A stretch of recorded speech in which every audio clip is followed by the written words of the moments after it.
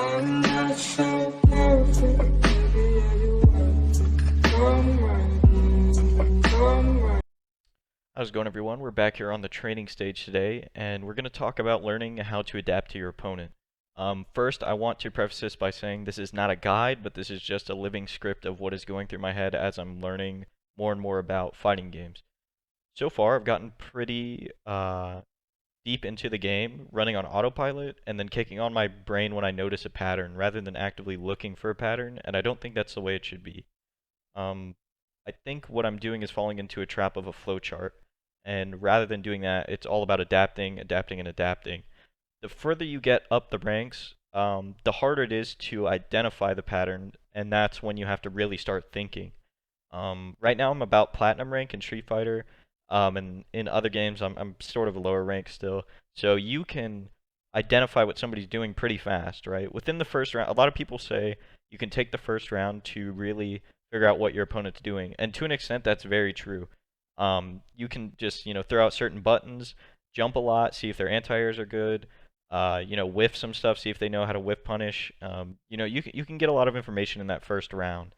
Um, that allows you to not fall into the trap of your normal flowchart. And that's something that I'm working on myself. If the opponent does, maybe you have something that will bait out a response. So on Karen, for example, in Street Fighter, she has a move in her V trigger where she sort of hits you 3 times in front and then she crosses behind you and hits you with an elbow. It's a cross up. So sometimes when I pop V trigger and I use that, if they block the cross up, then I know to an extent they know the matchup, right? They know her follow ups because a lot of people don't block that if they don't. And then if they do that, then obviously I'm not going to use that anymore. And if they don't follow, if they don't recognize that, then obviously that's an option you can use later in the game. Because sometimes when I do that, I'm not ready to follow up because I'm expecting a block. And then if the opponent doesn't follow your flowchart, do you freeze up, right? That's a very big problem with people who get stuck playing on autopilot is they lack the knowledge of what the opponent is doing or how their opponent responded to what they usually do, and they just freeze up and give up. You've probably seen clips on Twitter, right, of people playing against zoners, like big body characters that have trouble getting in against like Dalsum and stuff, or fireball characters. They just stop, right? I've seen it all the time on Twitter. They get hit by 4 fireballs, and then they sit there and teabag in neutral, and they're done. They don't want to play anymore, because you broke their flowchart. To an extent, I think that everybody follows some form of a flowchart, but the more branches you add to that chart, the more your playstyle is going to evolve, and the more you're going to break out of a flowchart and into a game plan. And I think I really got this idea from the Vice documentary, right, which was pretty controversial. If you didn't see it, I'm not going to link it in the description, but you can find it if you just look up Vice fighting game community. They put out a documentary. The first half was pretty cool. They had Alex Valle and stuff. And then the second half got a little odd. They just did a complete 180, a complete tone shift. And it didn't really make a lot of sense to me. But what I did pick up from that was when Alex Valle said, it's whoever picks up on the opponent's habits first, right, and counters them wins. Essentially, that's what he said. It's sort of a race to figure out what the opponent is doing, their habits, and once you do that, you win. And that is the mind game behind neutral and fighting games to an extent. In order to do this, you have to be actively looking for patterns rather than passively picking up on them like I have, right? I'm playing an autopilot game, and then in my head, I'm like, oh, I got hit by 6 anti-airs. Maybe I should stop jumping. Or, I got hit by 7 fireballs. Maybe if I walk into him, he'll throw in an unsafe range and I can get a jump in, right? It's passively coming to me. I'm not actively looking for those patterns until now, right? Until I've realized that I need to be.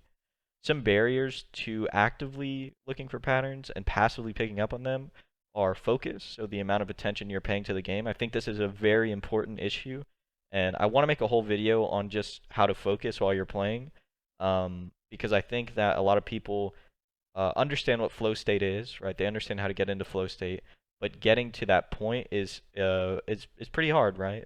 So I'll definitely touch on that again later.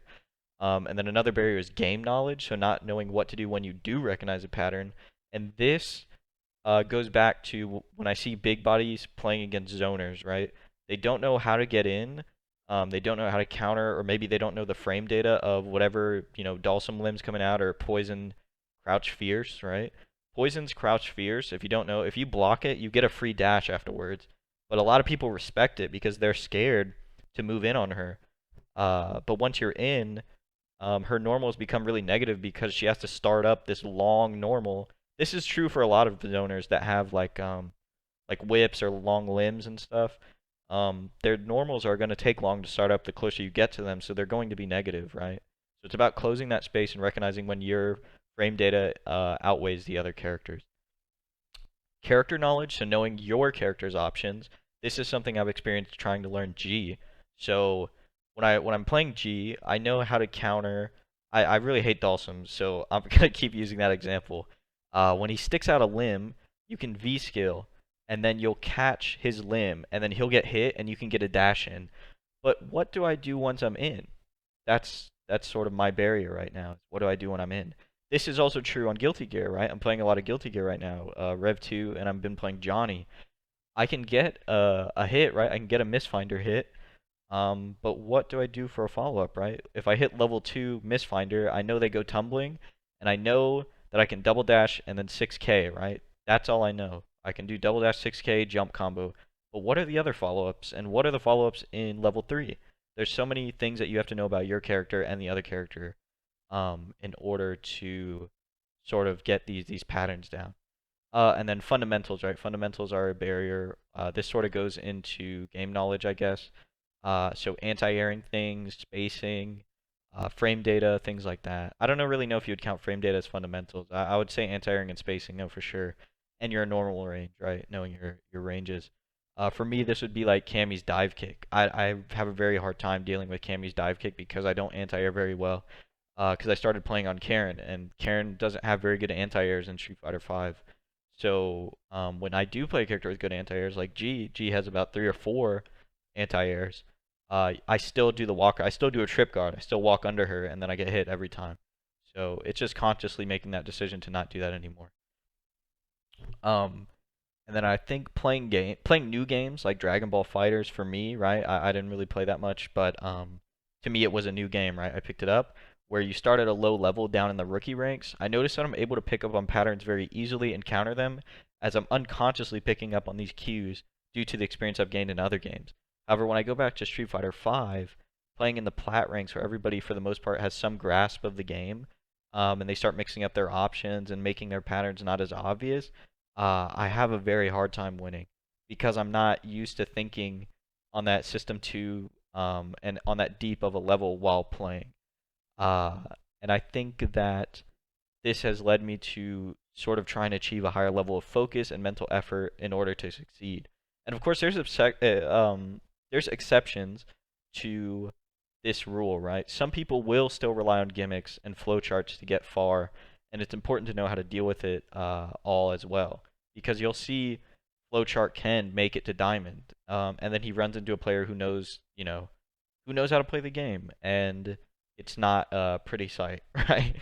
That's whenever you're watching Brian F. and he runs into a Ken like that, and then the whole Twitch chat is spamming, "Oh, how's this guy diamond? How's this guy diamond?" or whatever. And the reason he's diamond is because nobody in Twitch chat knows how to deal with a flowchart either. I don't even know how to deal with it sometimes, right? That's just the truth. You have to figure out, you have to see them do it, and then consciously think about it and not just dismiss it as a gimmick or a flowchart. You have to actively look at the options they're using, and then you can counter it, right? So it's about not respecting your opponent, but not fully disrespecting them, right? And writing them off as just abusing gimmicks. Because you do need to know that stuff. But I will say playing Dragon Ball Fighters has really let me realize how far I've come as far as fundamentals and learning patterns subconsciously goes. That's not because the game is easy, it's just because I'm playing at a lower level than I'm used to, and it sort of has its own merits. Anyways, I think that's it. If you guys have any questions, concerns, or feedback, please let me know, and consider subscribing. Talk to you guys later.